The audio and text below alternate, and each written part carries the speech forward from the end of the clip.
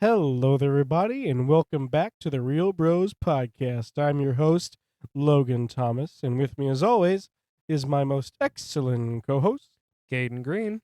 and together we are the The Real Real Bros. Bros.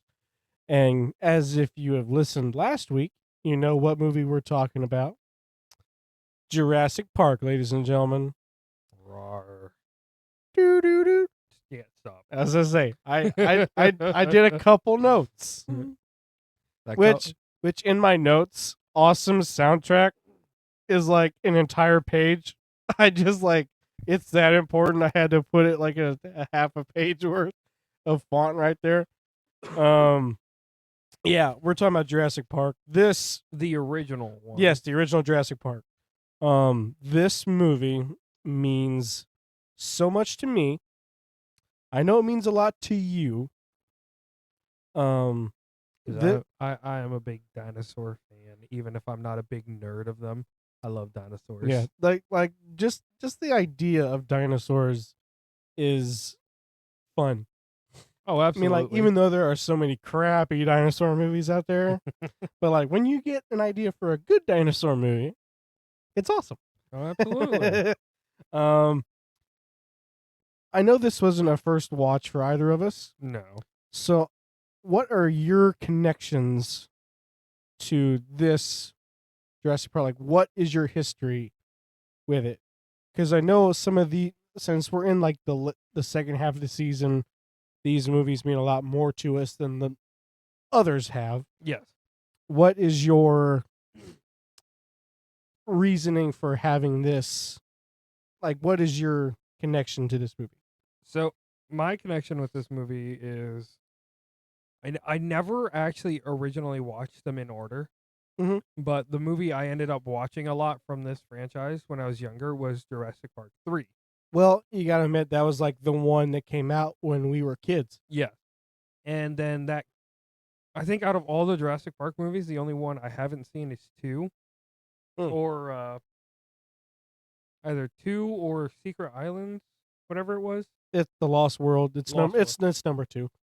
But and, I've really loved watching that movie, and I was talking to my dad one day and I'm like, "Hey, do you know where I can watch the original?" And he scrounges around in his little movie tray and he finds it. We watch it. I'm like, "This is a good movie." So I didn't see this movie until I was probably about 13, and that was just because like that was in the point of my life when I was like discovering different genres that I like would grow like near and dear to. Because like I didn't become a horror fan until like I was almost 20. Because I was also like Very scared. pretty much. I was the kid when I was 5 years old. I was traumatized by the Thriller music video.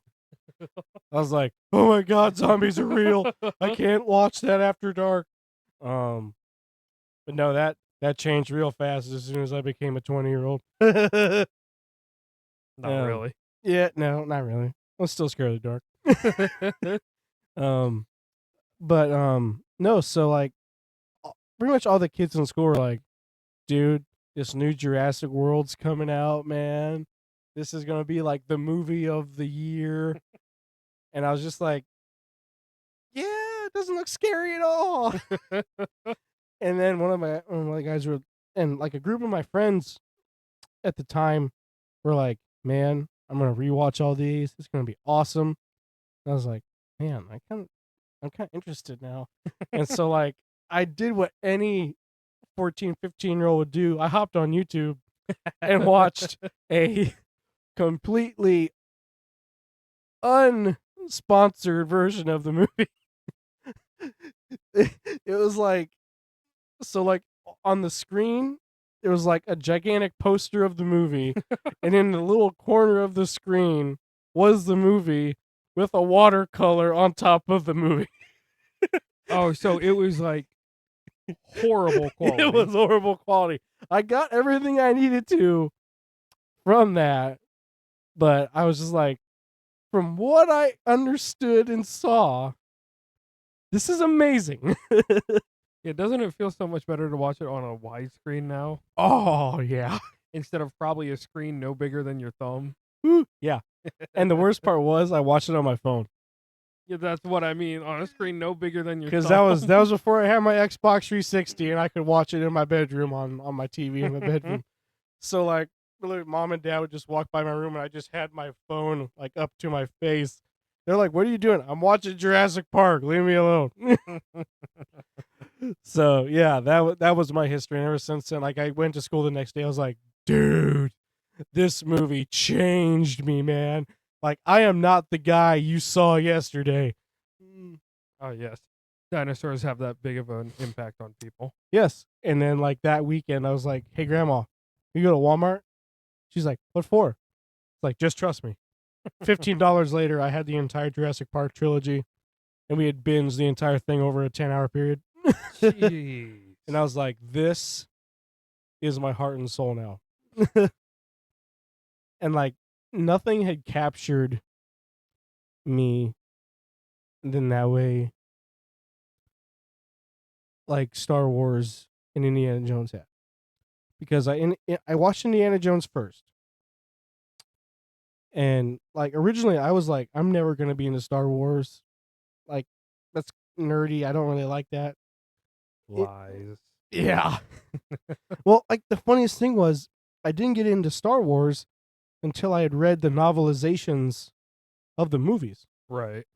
So like I started with Phantom Menace. Like I had no knowledge of like the movies or anything. I was like, when I started reading, I was like, okay, there's something here. Watch the movies, changed my life forever. But yeah, like it's just like this era of filmmaking just made stuff that just changes you. And like the CGI is definitely on the lower quality, but that can be excused because of the time frame. But like still, like you imagine you walking into a movie theater in 1993, you're like, what? I was like, is that a real dinosaur, man? And I always bring this up with these kind of movies, but I really like this movie because impractical effect or practical effects. This movie is the perfect marriage of CGI and practical effects Oh, absolutely. for its time. Yes. I think in the newer ones, the Fallen Kingdom, that one is the second best when you talk about mixing those two things. Jurassic World, one from 2015. That was just a purely CGI movie, Yes. and you can tell. But when you went from that one to Fallen Kingdom, you can tell, and it is a huge difference. Now, like, because I've only seen Dominion once. I think I have too. You were there with me when we went opening night. Yeah, because that was That was me and Carly's first date. that was. That's why, and that's another reason this franchise means a lot to me. And it's awesome that because me and Carly are getting married this year, and another Jurassic Park movie's coming out this year. Like literally 3 days after our anniversary. Oh, I know. It's like but you probably won't be able to see it. I won't make time to go see this new one. We're not going to be like hopping on right here afterwards, like, stop the presses. This is a special episode, everybody. But that'll probably be a season 2 or 3 thing. We Season will. 7. Oh God, I hope not. Because like, we're gonna follow a rule on this show. Oh yeah, what's that rule? This movie has to be on home media for us to cover it. Just because I don't feel like taking a notebook into a movie theater and then being like, "What are you trying to do there, sir?" Oh, I missed something. Can we go back like 20 seconds? I know, like, cause like when we're watching movies, I have like the Xbox controller at my side, and it's like a control panel. It's like I'm in control here. And we're always joking around, so I know. we're bound to miss something. I know it literally takes us like 3 hours to watch an hour and a half long movie just because of how many times we have to stop and chit chat about stuff. But speaking of chit chat, I think we've done enough. Oh, absolutely. Is there anything else you want to add before I get on to the quick review? 2 hours later, and then this is about Jurassic Park. No, I'm done. This I feel like this is gonna rival Ghostbusters episode in length. I hope not, but Yeah, I don't either. But yeah, I would allow you to continue to your quick review, sir. Alrighty. So as we've been talking about, the movie we are discussing is Jurassic Park. This came out in 1993 and it was directed by Steven Spielberg with a PG-13 rating. And it follows John Hammond, who is creating this park of dinosaurs. But he has to get, I want to say, permission or There was an incident, and then like a lawyer has to Yeah. be like, the company wants signatures signing off from the park saying this is not going to be security concern or Yes. whatever. And so John Hammond goes to find Dr. Alan Grant, Dr. Ellie Sadler, who are both paleontologists. That's the correct term, right? Alan Grant is a paleontologist. Ellie Sadler is a paleobotanist. Yes. And then there is also Ian Malcolm. Yeah, Ian Malcolm, who is a chaos theory, He's pretty much Murphy's Law. Anything that can go wrong will go wrong.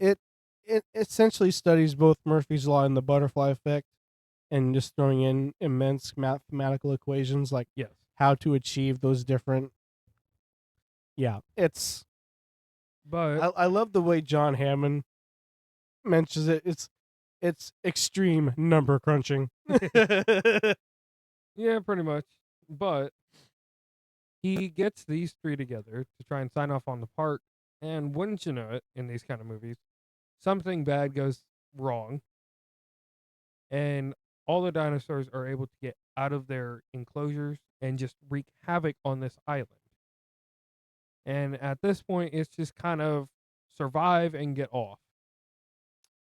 And yeah, I mean it's once you get past all the story stuff, it's a pretty straightforward movie. Yeah.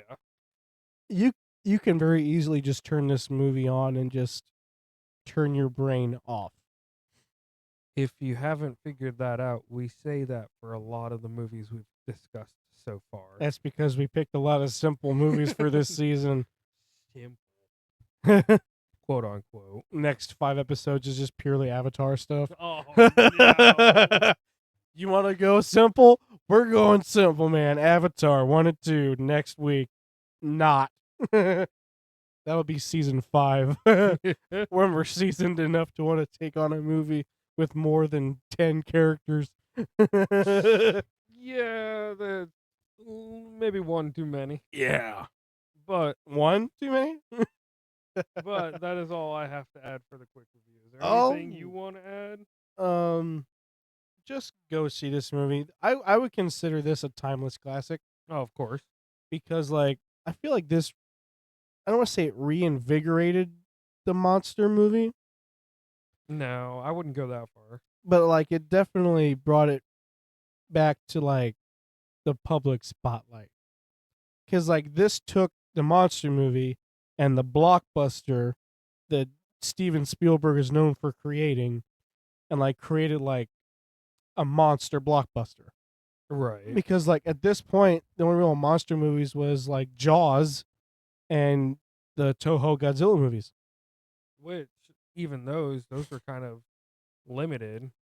Yeah, because like you could consider those B movies. Yeah. Because like 1993, this was like towards the end of the Heisei era, around the Showa era. It's just when it's pretty much like Godzilla doing WWE stuff with other monsters at this point in that franchise. So like, Sounds about right. so like this definitely helped, Yeah. and I would say we wouldn't have a lot of the movies we had today without Jurassic Park. So yeah, like just please go see this movie. I will say there are a couple characters we didn't talk about, but it's because they're not really worth talking about in the quick review. Yeah, we're definitely going to be getting going deep dive here in this episode spoiler review. Him more than me. Yeah, I've come to notice when we're doing the movies, when it's your movie, you do like 5 pages worth of notes. When it's one of mine, you're like, well, here's my page and a half. Well, we're good to go here. Nothing's happened in 10 seconds. I'm done taking notes. And then one of those entire pages is just your drawings. Hey, you leave them alone. They're bad, but they're beautiful. Just like you. Oh, well, thank you. I figured you'd want to hear that. Always. All right, on to production tales. So this Jurassic Park is a novel written by Michael Crichton, which I have the book somewhere. I read like half of it. Somewhere. Like, if you read the book, it's like much more wordy than this is. Like, it does a lot more theology and like the question of like, is it right to do what happens in this movie? And then isn't it also more graphically detailed? Mm-hmm. There's like a lot of stuff in the novel that they didn't get in the movie. Yeah. Because like there's like a whole like river raft T-Rex chase sequence in the book. Yeah. There's a bit that did not make it in the movie. I would say probably for a budget crunch. Yeah, for sure. But so before it was a novel, Crichton wanted it to be a movie. So he originally had a screenplay of this in the 80s. But it went through numerous changes and then he decided to make it a book. Okay. In the 70s, so Crichton is a well-known author and he has a history of his books wanting to be made into movies. Okay. In the 70s, he had a book called The Congo. It wasn't as well known to people like you and me, but like there was like a bidding war to buy the rights for this book to make it into a movie. And that movie didn't get made until 1995. So like it was going back and forth with people forever. Yeah. And he didn't want that to happen with Jurassic Park. So that's why he was like, you know what? I'm just going to take this movie idea back and just going to make it into a book. And he did. And so the book was published in 1990. Okay. And like not long after the book got published, Steven Spielberg came to him and was like, hey, I want this. I want to make it. Can we make this happen? Because I guess Steven Spielberg loves dinosaurs. That's like one of his favorite things on the planet. And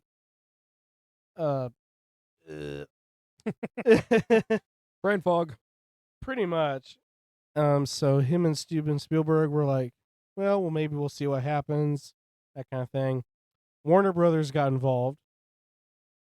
And a bunch of studios wanted ideas. Warner Brothers wanted Tim Burton to make the movie. I don't know. I don't think that would be very good. Like nothing against Tim Burton, but he's got a very stylized way of doing how he does his movies, and the way Jurassic Park is envisioned, I can't see it being very well, if that makes sense. Yeah, I mean, I could definitely see him doing more with the horror. Yeah, I could see it having a much darker undertone as well. I mean, there is that, but you also have to capture the wonder of the book too. Yeah. Because like the book is essentially a thriller based on deep theology of genetic research, which was huge at that time. Huge at that time. Huge. Columbia Pictures wanted Richard Donner, who made the original Superman movie. Oh, okay. I could see that one. I could see that. I could see him trying to be as faithful to the book as possible. Yeah. Well, I'm not saying Steven Spielberg wasn't, but like I could see Richard Donner trying to do like a translation, kind of like how Superman the movie was like a translation of the comic books. And another thing with Tim Burton, his movies aren't very colorful, and They're that not very general audience. yeah, and that would be something else that would kind of take away from Jurassic Park is like they're bringing back all these dinosaurs and extinct plant life. You know, a lot of them is going to be vibrant in color, Yeah. more likely than not. But I feel like from him, all we would get is just shade of gray with a hint of green in it, and then shade of gray with a hint of blue. I mean, you're not wrong. I know I'm not. Yeah, it's I don't know. It's one of those things where like it'd be an interesting what if, Oh, absolutely. but like I wouldn't be like, well, this is my new Jurassic Park. Now see, Screw the Steven Spielberg one to change cinema forever. now see, I feel like it would be more acceptable if he had a hand in the new one that's coming out, where it definitely seems like there's more of a horror Oh yeah, aspect to it. absolutely. I mean, because like there is some horror elements in the book for sure, Absolutely. but like I don't know. It just eh. Yeah, it's an interesting thought, but I don't think it would go very far. And 20th Century made a bid with Joe Dante. I don't know if I've ever seen a Joe Dante movie. What has he made? I am looking right now. Because actually, this is the first time I've ever heard of him. Ah, Gremlins. I cannot say I've seen it. I know the idea of it though. Like I've seen reviews of it. Put it simply. I mean, I Gremlins is very Spielberg-esque only because Spielberg was a producer on that movie. Kind of like the whole poltergeist situation that we're not going to get into right now. Yeah. I could see that one, but like that would have turned into a Spielberg situation, I feel like. Because Spielberg would try to step in. Oh yeah. And James Cameron revealed to the public in 2012 that he tried to purchase the rights himself. I don't think he would have done a bad job. No.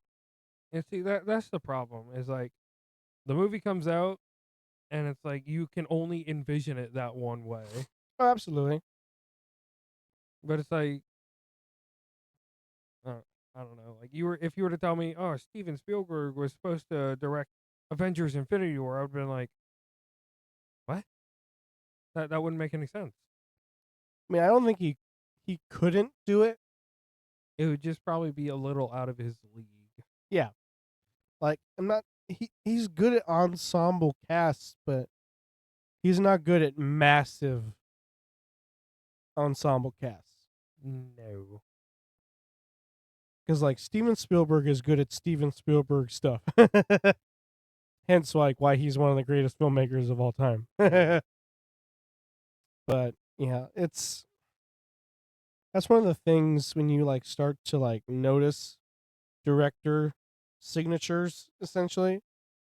And then you're like, well, could you imagine this made by this director instead? And then you can just like get all kinds of crazy ideas in your head. Like, what if Zack Snyder made a Disney movie? Never. ever say that again. It'd just be a desaturated Disney princess warrior flick with a bunch of nudity and extreme slow-mo action sequences. And it would be 3 hours longer than whatever the original was. Because there'd be a theatrical version that was extremely governed, and then you'd have a 2-hour extra director's cut, followed by a 3-hour super cut of that previous cut, which he didn't include something because he forgot to, or something like, oh crap, that was supposed to be in the edit. New cut. Yeah, that's how it goes. I actually do like some of his movies, so let's see. Um Jurassic Park would have been much nastier. It would have been because he would have just been coming off of Aliens, Mm. which is like one of his better movies. I don't think you could say a James Cameron movie is bad by money standards. No. but but Steven Spielberg obviously got it. He drew a lot of his inspiration from King Kong, Ooh. and you can kind of tell that. Um, let's see here. He he wanted it to feel like a monster movie, Mhm.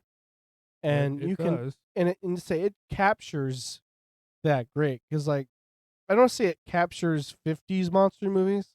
No. I mean, they're that flavor is there, but it's not a corny like a guy in a Godzilla costume fighting a moth that's just being dangled over in front of him with a fishnet. Hey, you leave those Godzilla movies alone. I'm sorry, Toho. I'm so sorry. They will sue us out of existence. Then they'll ship us off to Japan and make us work for them. No, thank you. I don't know about you, but I'd be willing to do that. Yeah. Godzilla Hall of Fame, here I come. It says here, um, Jurassic Park's production started in 1991. Okay. He essentially took a year for like he pretty much told his art department, make this stuff. I'm gonna be making this movie.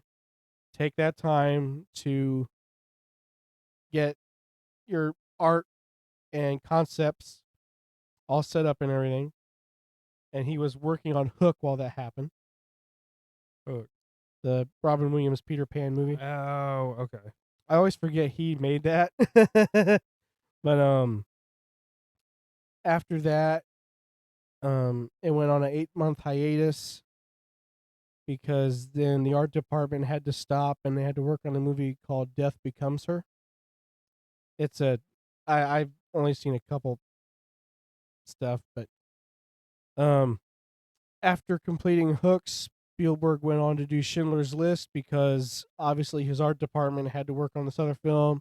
So he made Schindler's List. Wait a minute. Universal, parent company at the time, gave green light to Schindler's List on the condition he makes Jurassic Park first. I apologize.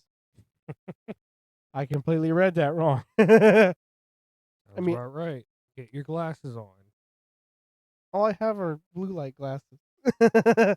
No, you're blind as a bat. I don't want your glasses. I'm actually all right. I'm actually not. I just can't see in traffic. Yeah, that's funny. Um, and pretty much after they pretty much said we want this movie first, it pretty much went smooth, except for the writing, I guess. Crichton had mixed feelings about what they wanted, as I guess he wanted a bunch of stuff changed. He says he wanted $500,000 to make changes to his own story, because like he wanted to take Malcolm out. I get okay. I take that back. he was tired of Malcolm and the Grant character, and he wanted to change it and put them both in one character. Mm. I don't think that would have been a good character. No. Because that character would essentially be a contradiction of himself. Yeah, because the one thing that starts out that you realize is A, Dr. Grant hates kids at the start. And Malcolm is pretty much willing to sacrifice himself for kids. Yeah. Plus, Dr. Grant's more calm, composed, whereas Malcolm's kind of all over the place. Yeah. I mean, absolutely. Um, he wanted, um, it says right here, um, the idea was that nature was always in the way and always pushing hard against the intrusion, which essentially means he wanted Hammond dead. Mm. Said originally in the novel, Hammond does die, Okay. and he's killed by a bunch of compies, the little green dudes. Oh, okay. For those of you who can't see us, because this is an audio only podcast, they're like a foot tall. Yeah. Um, Like miniature velociraptors, kind of. and then Crichton's draft of the movie, he was killed by a velociraptor. Mm. In Scotch Marmo's draft, so there's multiple people writing drafts of this movie. Hammond would choose to stay on Isla Nublar, and the other characters would escape after surviving a T-Rex attack on their helicopter. Ooh. That's an interesting ending. It is. I definitely think it would have it would definitely changed the franchise, Oh, yeah. but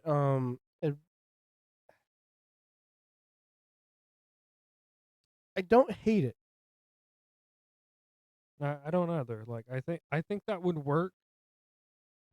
It would work, and that would also change the story for the second movie, Yes.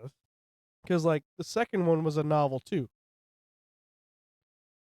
and that's why when the third one came out, everybody was like, Where's the book? pretty much. They're like, oh god, this is the original story. They want money. This is gonna be terrible. And for a while, it kind of was until recently. People were like, this movie's not bad. Like, I liked it from the first time I watched it. I did too. Granted, I think I said the first time I watched it, I was like 5, and it scared me, Yeah. but I loved it. And then Spielberg pretty much told everybody, like, hey, screw you. I'm not taking any of your drafts. I'm bringing on the guy that pretty much writes all of my movies. And that was pretty much the version we got. Which, I mean, you can kind of tell he took all the best bits from everybody's scripts. The See, sorry. go ahead. Um, I don't think I would be as happy with the movie if Hammond died. Because No, like as the movie goes on, you watch him realize like, oh, my entire dream is crumbling before me. How can I make this right? they definitely give him a redemption arc, and I'm glad they do that. Oh, absolutely. Even though there's really not much of a redemption, he just realizes like, oh man, He this like was a bad idea. yeah, like he's not stuck in his ways. He moves on. He's like, well, oh well, this was a bust. Yeah, pretty much. Anyway, time to get these other survivors out of here. Um, yeah. Oh wow. That's not good. I guess in the book, a compy kills a baby. Oh, I am so glad they did not add that. Spielberg himself said, Not happening. pretty much. And there was also an aviary sequence that he said, no, we're not going to do that. And of course, They got rid of the raft sequence only because it would have been quote unquote monstrously expensive to shoot. I can believe that. He switched the ages of Lex and Tim, Okay. which I mean, I understand like why they did that. Um, Several characters from the novel were reduced, including Henry Wu, Dr. Harding, and Dodson, which you can tell that, especially when like Dodson's essentially supposed to be your main antagonist, Oh yeah. and then you're like, yeah, he's in one scene, He did enough. and then like he doesn't show back up again until Jurassic World Dominion. Like, oh crap, I forgot that guy did something before. Oh yeah, he's a real guy. I forgot about him. And the funniest part was like it was halfway through the movie, I was like, that's who that guy is. Shows I was really paying attention to the movie. Okay, what? Sorry for the rustling. You're all right. The audience might disagree with you, however, but I'm all right with it. What is your predict? What guess do you have for the budget and the um box office?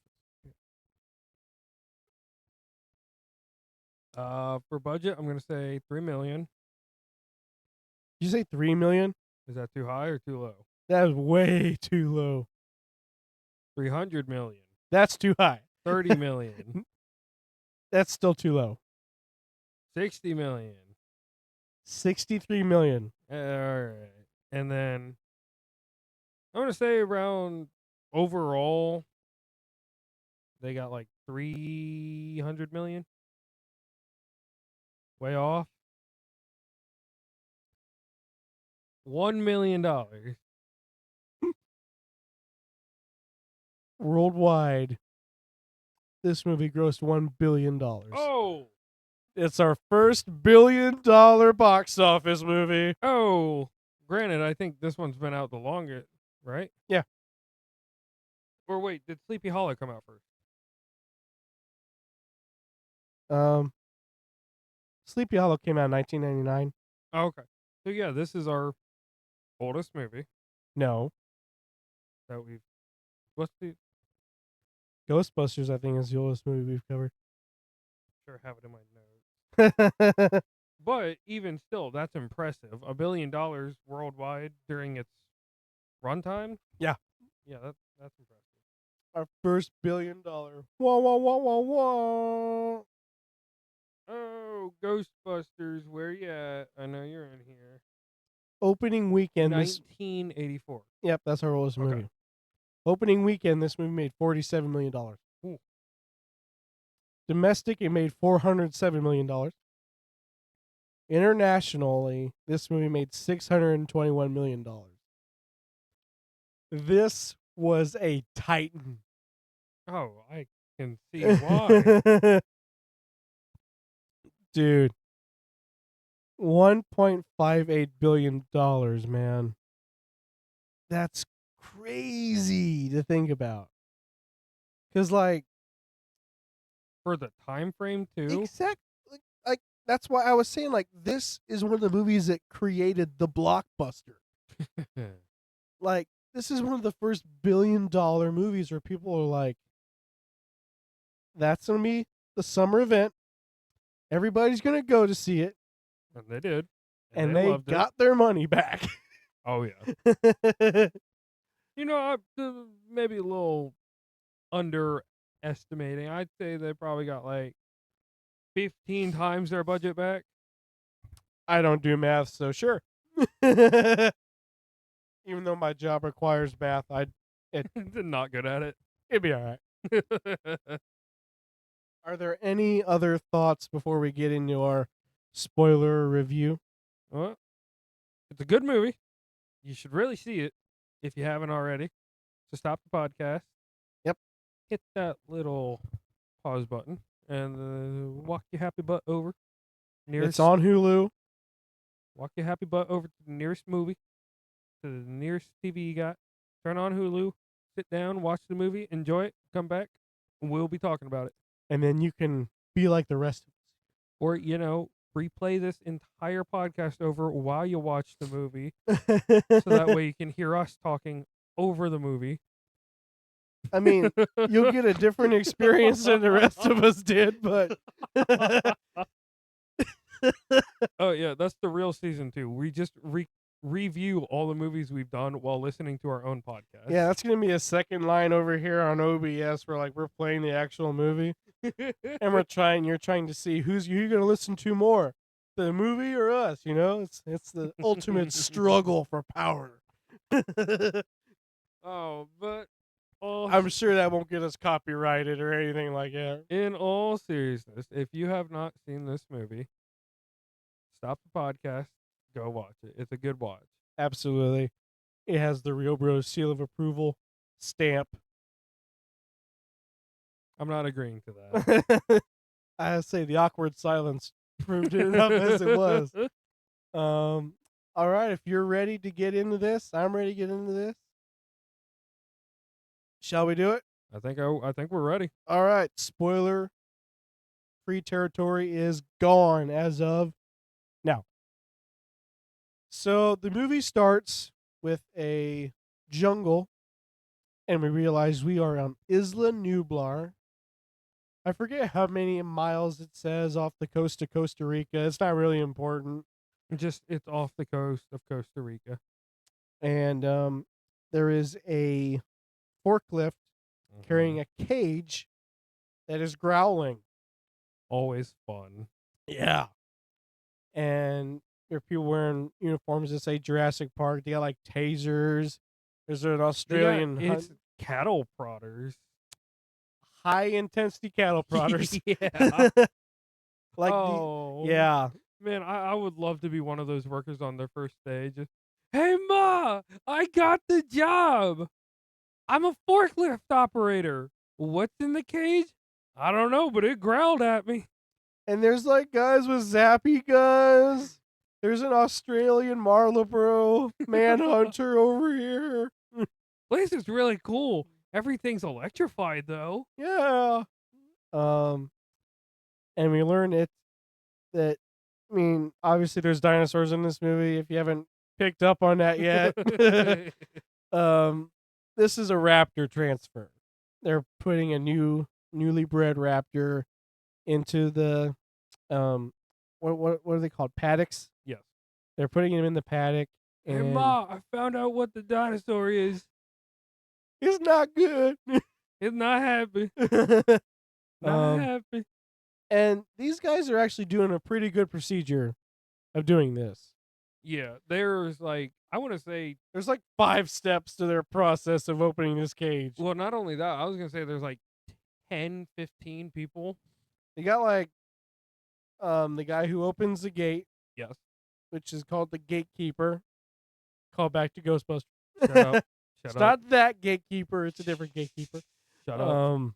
They got 10 people on the sides Uh-huh. with stun guns ready. Stun guns, tranq darts. They're loaded, man. And then you got Muldoon, who is the Australian guy. Which he is one of the characters I did not bring up. He is important, but he's also not important. He's like a B-level character. I wouldn't say 20 minutes at most of screen time. Yeah. 20, 30. And so everything's going good until this raptor decides to be like, nah, I don't want to do this no more. Let me out. pretty much. He somehow runs. He kicks the cage back. Well, see, I want to say, because at this point the forklift was gone. Yeah. So I want to say he probably ran to the opposite side and headbutted it. But the gate was open though. That's the thing about this scene was what? They probably wanted to get out But outside of the paddock. But when you're watching the movie, it makes it hey, this gate is locked in. It's secured. You can open the gate now. That's why rewatching it, What? I don't. And don't put too much thought into it. You're here to watch people get eaten. All right. Yeah, for the most That's part. why you're here. Don't try to hide it from yourselves. But regardless, the dinosaur, the velociraptor, it pretty much tries to escape, and you got everybody trying to push back the cage. And While this is one velociraptor with enough strength to give probably 10 men, fully grown men a run for their money. yeah, and then Joffrey, the guy who's the gatekeeper, he gets picked up Like, what? He got grabbed by by his legs. Because, yeah, he had like one of those hoop things, right? Uh-uh. No? No, because he was just on top. He got knocked off. Then off camera, like I love how they did this off camera, because like he just starts floating on the cage as he's trying to grab onto the side. Muldoon just like grabs him. He's like, "Shoot this! her! Shoot her!" Hey, Ma, can you come pick me up? The dinosaur sent my friend on vacation. He was my best friend, and I don't think he's coming back now. And they told me if I told anyone, they'd sue me for everything I have. Can you come get me? Immediately hangs up. Honey, honey. It picks back up. We're sorry, ma'am. Your son's on vacation. That's the way it works at InGen, folks. But anyway, it pretty much, this guy is Toast. he's not coming back. I- He's And like I like how like they try to like make you, they don't show much in these movies gore wise, but like they heavily imply stuff. right. And so like that was why like they have like a slow-mo shot of like his hand slipping through Muldoon's arms and whatever. And you're like, well, He's on vacation now. he's on vacation. And then we cut to a man in a jungle wearing a tuxedo, riding a raft. More like a swamp heading downstream. Yeah. Upstream. And you realize this is a lawyer by the name of Donald Gennaro. Boo. Yeah. I mean, hey, He was this he was this a is the buzzkill. lawyer, man. Like this is the lawyer. I don't care. He was a buzzkill. He was a buzzkill. You know it's bad when an 80-year-old man is saying you're a buzzkill. Like, yeah, he actually Hammond actually calls the lawyer a buzzkill. He does. It's like, I'm gonna shut your park down. It's not fun. You're a buzzkill. And you're going to be giving me an apology in the next 24 hours, sir. And the lawyer, we're skipping ahead on this, but the lawyer looks so distraught by that. He's like, what? This lawyer is just like the skinniest twig. He's got like board shorts on and a tuxedo top. He's got his leather notebook and he's like taking notes every 5 seconds. He's like, this is a serious investigation of the park. But anyway, going back to the swamp. We realize that the park is in serious trouble because of the death of this worker. Vacation of this character. There is no death in movies, ladies and gentlemen, for all of you with children. They all just go on vacation. Yeah, I mean, he's already in Costa Rica. He's in prime vacation location. I heard Costa Rica's nice around that time of year. Costa Rica's nice all the time of year, baby. Aside from the severe hurricane. Severe hurricanes, the dinosaur islands down there. Those get pretty pesky sometimes, but it just depends on what season you hit them at. The park lawyers. The park lawyers are running rampant down there, man. But anywho, yeah, this lawyer's talking to some workers. They're minors. Yes. And then you realize that these guys are working for John Hammond. Yes. Who is the owner of this park. and you're pretty much the investors who are concerned about safety and stability. They're like, we want 3 experts to sign off on the park, and then we'll get the money flowing back again, so that way this park can get open and we can see the moolah. Yeah. That way we don't have to work. We have to pay for all these paid vacations that have been mysteriously happening. No, they were totally planned. Yeah, The dinosaurs get some paid vacations too here and there. man. All you gotta do is just walk around all day, and you get paid time off. Yeah. These dinosaurs got the dream job, baby.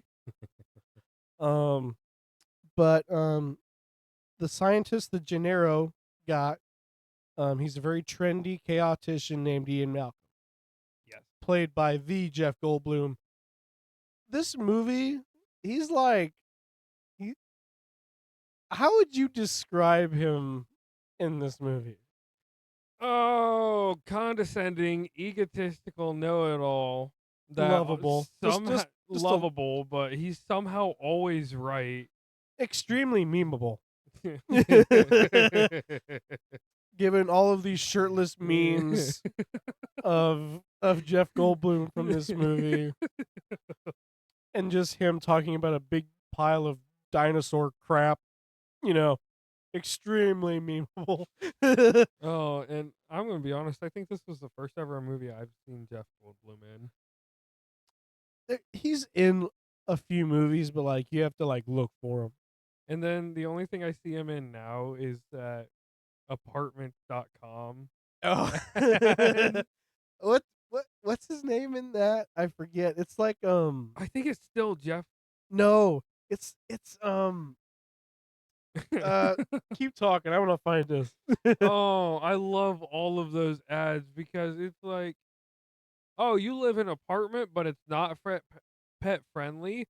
Well, you might want to tell the landlord about all the mice. His Now you name is Brad Bellflower, the inventor of a apartment net apartmenternet. there you go. Promoting the website as the place to find a place. That sounds like something Jeff Goldblum would do, and that's why Yeah. he does it. I love all of those ads. It's because he just has that Jeff Goldblumness in him, this Brad Bellflower guy. Must All be right. a separated birth or something. We're getting off track. Anywho, The lawyer dude or whatever found Ian Malcolm. but the investors want professionals like Alan Grant, and he is a paleontologist. Yes. And he is a digger. He's a guy that wants to be like, I said dig, D-I-G. Don't give me that face. That is inappropriate, sir. I didn't say nothing. I'm not Your doing anything. face said it all, sir. No. And if this was a video podcast, everybody would be agreeing with me. No, they wouldn't. Because it's not a video podcast. That's right. All you could see is the beautiful logo. But the miner was like, you're never going to get him out of there. He's a guy that likes to be on site and he likes to do the work. And so we cut to, and this in this specific mine, they're mining for amberized mosquitoes. Yes. Which is important later on in the movie. Very. Quite indubitably important. But it cuts to Alan Grant. It cuts to Alan Grant and Ellie Sadler. Yes. Which is a couple. And I always thought they were just straight up married. I didn't realize they were. I mean, they give off that vibe. Yes, they do. But like, they don't, because like they're talking about kids, and I can understand why somebody would be like, well, hey, they're married. I think they're trying to have that discussion, but it's whatever. Yeah. And so they're digging up velociraptors. Yeah. Which we totally aren't afraid of now because of all the vacations they're dishing out. I don't care. Even like leaving the joke behind for a second, I don't care how many deaths a velociraptor can cause. If I saw one in real life, I would try and pet it. Same with the T-Rex. You have to do the Chris Pratt. Whoa, Nope. whoa, whoa, whoa, whoa. I would full body charge that thing. It'd probably be like, wait a minute, it's charging to me. They're usually scared. What's happening? Wait, it's charging at me. That's my job. What's going on? Panics, just runs away. He's like, nope, not today. So he's very much old fashioned, and a bunch of their team are like, hey, we want to try this. Computer. Yeah, Yeah, that it's that's the best way to describe it. It pretty much it's blasts air frequencies into the ground and visualizes it on a computer screen. yeah, it's essentially using echolocation to like create a visualization of the skeleton in the ground. I don't really know what kind of science is behind that. I don't feel like there is. Of course But not. It I mean, looks granted, interesting, We're talking about a movie where they bring dinosaurs back to life. essentially. There's a lot of videos out there that people are like, this could happen. We know it can happen. I was like, I mean, it okay. Going on a little spiel here that I was thinking about. It could happen. We could have dinosaurs back. And my main reason for saying that is because I don't know if you saw, but like a couple years ago, scientists recreated mammoth DNA and mhm. made a massive meatball out of it. That's all they made it for. Was like a 5-pound meatball. I saw that video and I'm like, out of everything you could be doing with your time, you make a meatball. And that's where all our money goes, folks. Right into that 5-pound meatball. Jeez. Anywho, getting over the meatball here. A chopper shows up at their dig site Yeah. carrying one John Hammond. And this chopper is in a pretty much no fly zone with all Well, they have their exposed skeletons, yes. and these choppers are pretty much throwing sand and everything over Right the back. stuff, over the stuff they just undug. Yeah, so Dr. Grant and Dr. Sadler are kind of both a little peeved at the A moment. little bit. And then they find this guy just in their trailer popping open their champagne, and they're like, Who are you? and he's like, "Today is your best day ever." I am John Hammond. Pretty much, that's all it. And so he's like, I want you to come to my attraction. He doesn't tell him what it is. No. And so he's just like, come to my attraction, pen a testimonial, sign off on it. I'll give you 3 years of funding for your research. And that got both Sadler and Grant. Like, You'll notice that Grant only does things in these movies for money.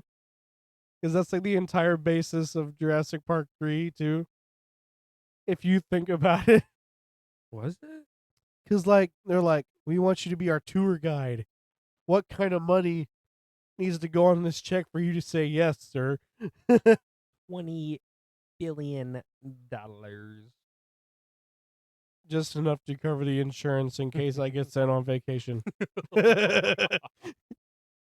I'm planning on going to Hawaii this year. Yeah, I just want to make sure that everybody's just taken care of, everything like that. But yeah, like we said, Dr. Grant and Dr. Sadler are both pretty much, yeah, all right, let's do it. Let's go. Yeah. Cuts to Costa Rica, where we Over the seas of Costa Rica, not right on the. Oh no. There's a thing in between those two things. I know. My memory's shot. Yeah, we know. The listeners know. Leave me alone. Leave me alone. Leave me alone. But we find a man named Dotson, who we never see again. Nope. He just kind of disappeared from the franchise until what movie was it again? The last one. Oopsies. He's like, hey guys, I'm still a part of this franchise. Just like only shows up again 20 years later. It's like, hey, I'm still here, Now, guys. here's my question: is it the same actor or no? I don't think so. No, I don't really think it even matters. Anyways, you're probably no offense to the guy, but nobody really remembered him. He was in the movie for probably at most 2 minutes. yeah. And we meet Dodson and we meet Dennis Nedry, played by You got this. the guy. The guy The guy. that is played by the guy. If anybody's ever seen Seinfeld, he's the neighbor that Jerry hates. I can't think of his name. He always plays a guy like this. Do you want me to look it up for you? I'll just look it up because I'm gonna make myself look like a fool, like I always do. Like you already have? Yes. Well, maybe don't do that. Oh well. But Dodson and Dennis are meeting up because Dennis works at the park. And Dodson works for. Hold on to that thought for a second. Let me finish this. Dodson works for another corporation that's trying to get their hands on dino embryos to make money off of them. You may go. Wayne Knight is his name. Okay. But no, he's pretty much like, because they're essentially trying to do the same thing Hammond and them are doing. Hammond and InGen did it first, They did it the best. and these guys are like, Yeah, that's a good idea. Let's steal from them. because like Nedry's like, you can catch up on like 5 years of work if I get you this stuff, and he gives him, I want to say it's like a couple million. Oh, absolutely. I mean, this is a high risk, high reward kind of thing. Oh yeah, and then he's like, another 2 million per species you can get us. And then he's like, he opens up this Barbasol can. It's got like embryo storage. It's got a hidden compartment underneath that is constantly cooled somehow. And there's That like he can- actual Cool Whip, not like a shaving cream in the And it's- can. From what I can remember, this is like the most detailed part I remember.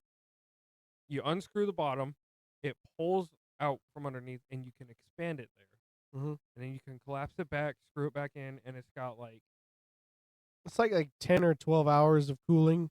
I thought it was 36. I don't. I think it's 36. It doesn't really matter. No, but and then it's got quite a bit of actual shaving cream in it as well. Yeah, that's like, honestly, if it would have worked, it's like the most foolproof plan. Foolproof Foolproof plan you There could you have ever go. come up with if you're trying to do corporate espionage with a bunch of dinosaur semen. So Yeah, that's one way to put it. follow this business plan, ladies and gentlemen. We do not endorse corporate espionage. We do not. But if there's any dinosaur corporate espionage going on out there, We did not endorse it. we do not endorse it. Jurassic Park did. Yes. Just watch the movie, you'll figure out how it all works. And he's like, "You got it, sir."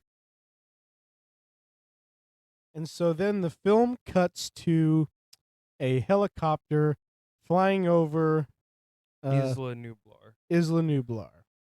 Coming from the coast, Eureka. The coast Eureka. Of course.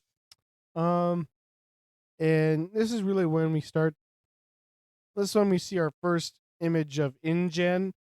Like that, it doesn't take any precedence in this film. No, definitely not as much in this one as it does in other movies. Yeah, and so it's pretty much just all the characters meeting each other, kind of like being like, hey, this is this person or this is that person. It's not really real. Even it's nice to kind of like see how the chemistry is going to be Yeah. for the entire movie. And like for the most part, Ian, whatever his last name is, Malcolm. Yeah, Ian Malcolm is pretty much. I would say he's hitting on Sadler. He hits on her the entire time. Yeah. Even after he finds out that her and Grant are together. Yeah. That's just how Brad Bellflower is. Granted, he did say he's always on the lookout for the next Mrs. X Malcolm. Yeah. He's got like 3 kids and he's like Several. so many divorces in. Ready to keep on rocking and rolling, man. He is a player. Oh. And you know what? He's handsome enough he can be. Was. Oh, okay. Um the helicopter lands. And he hit just an army of Jeeps, pretty much. Heck yeah. Which it looks like it's more, but it's only 2. Yeah. And Logan pointed this out to me. The Jeeps pick up everyone, Hammond, Malcolm, Lawyer, Sadler, and Grant. And as the helicopter's taking off, Logan pointed out that because of where it's at, it would be right against a cliff wall. Are you talking Right? about the Jeeps? No, the helicopter. Because when the Jeeps are going back towards the park, it would have to be right next to the wall. It It's weird on the perspective of it. Yeah, because like it's on this little cove that your helicopter landing is. Then you have to drive on a path, then somehow you're ending up off road, To turn around. and then somehow you're back on the path to get to the visitor center. I don't Just the perspective is weird because one, the helicopter would pretty much be hitting its blades off the wall, yeah. and It's there's no drivable land for the Jeeps. It just goes into a waterfall.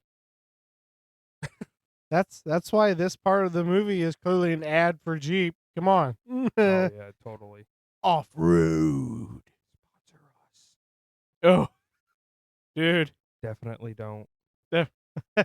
Hey, we got sponsored by Jeep.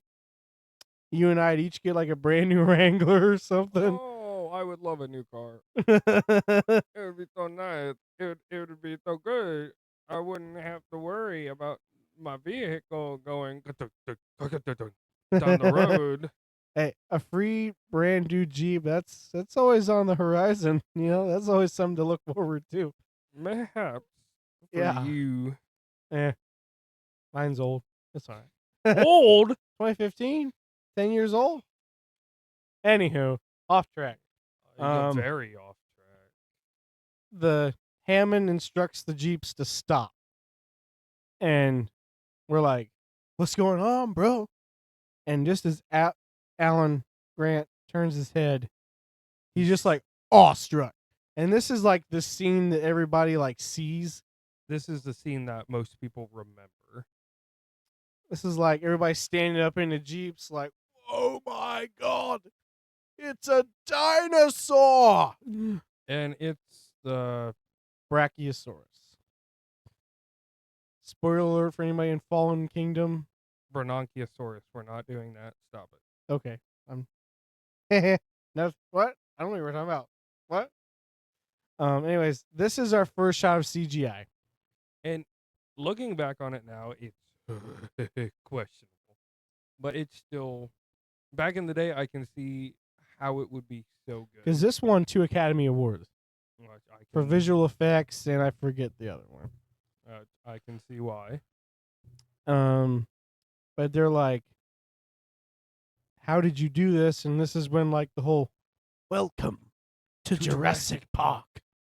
And something I want to point out is that Hammond, pretty much every time he's on screen, the only thing you'll hear from him is, I spared no expense building this park.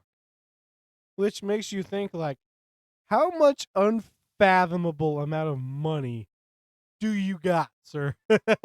I would probably say in the trillions at least. Probably more than that. Because you're already renting an island. If he doesn't own it outright. You own the company that's creating these dinosaurs. He created the company. you funding multiple expeditions to get amber, and you're paying the electric bill for this place. You have to transfer all the materials over to the island. Man, just You like have to have construction workers build the in the yeah, the building, the his paddocks. his pocket change is probably like 100 grand each. He just has 100 grand bills, just made especially for him. Anyways, everybody's like, Awestruck. and you get that awesome theme music. Da, da, da, da. Wait 5 seconds. Da-da-da. Just gotta have It- those increments.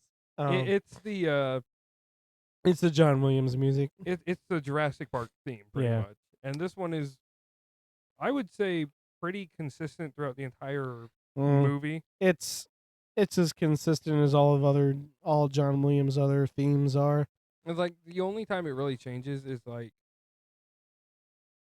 something major happens, like, oh no, this person died, and then it'll play like slower and a little more Yeah.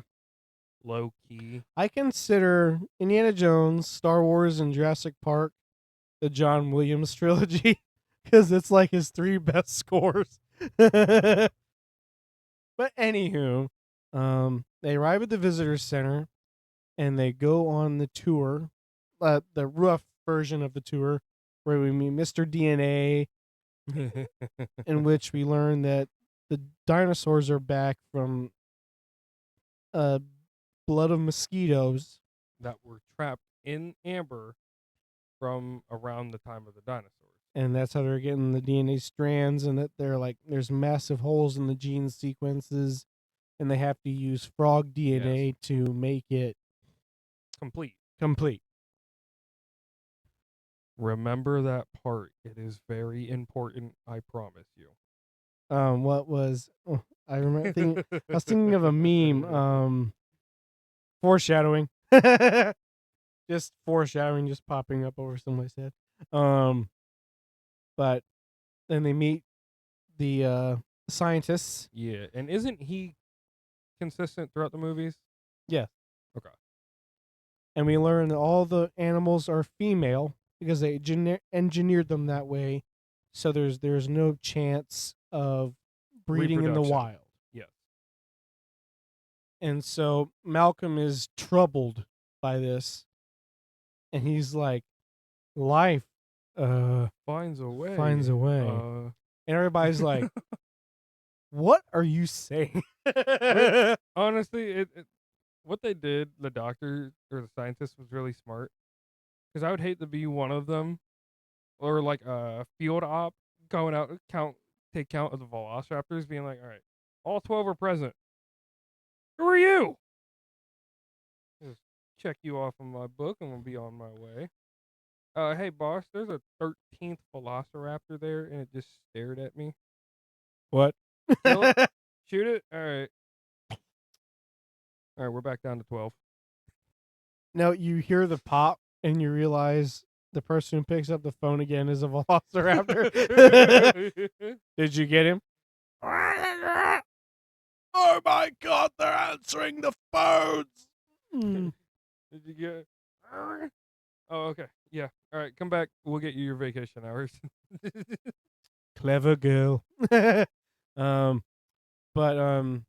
they learn that they bred raptors.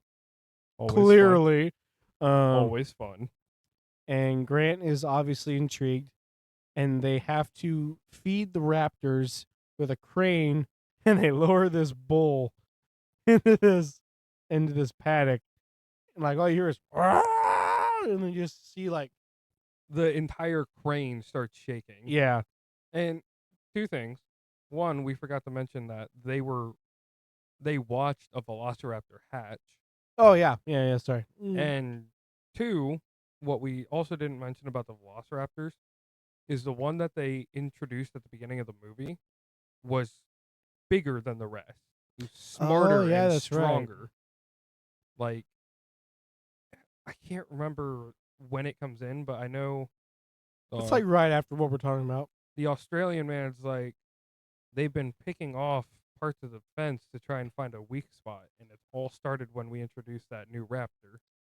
Yeah. And Essentially, like it killed this raptor killed the previous pack leader, right? because there was 5. No, wait, no, there's 8. They bred 8, and when she came in, she took over, killed all of them except for 2, and so now she's the leader of the pride. And she had the raptors attacking the fences systematically, and that's why they had to feed him with the crane and everything. And he's And like, "They remember."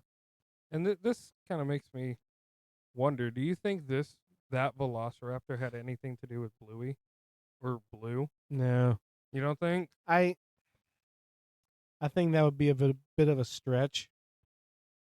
I mean, the entire franchise is like raptors are like it, and Raptors and T Rexes. yeah, but I mean, it's a stretch, but it's a good possibility. it's possible.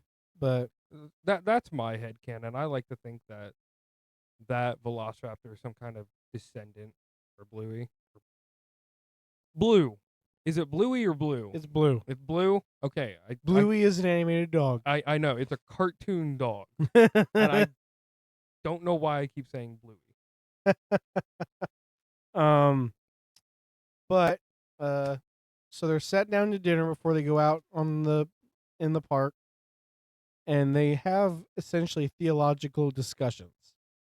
Yes. Everybody except the lawyer is like, "Dude, this is wrong," It goes against all nature. You need and to stop. and you don't know what can happen. And the lawyer's like, "Dude, You can make infinite money off of this. pretty much." And I love Hammond. He was like, you scientists are meant to come down here and defend me against these lawyers, and the only one I got on my side is the lawyer." And he's the buzzkill. And then he apologizes and he's like, He's "Oh, like, well." "Thank you." At, essentially after that, uh, Hammond says, "You're gonna be taking our target audience out in the park with you." Grandpa, Grandpa, They like Grandpa. tackle this guy to the ground. And like they're running up the steps Yeah. because the main group is walking down, and these two little gremlins full charge this probably 70-year-old man and tackle him to the ground. He's like, "Oh, not so hard. Easy with me, easy with My me. fragile bones can't take it." And as we've stated before, Alan Grant is not a big. He hates kids, but here's the fun thing about these kids.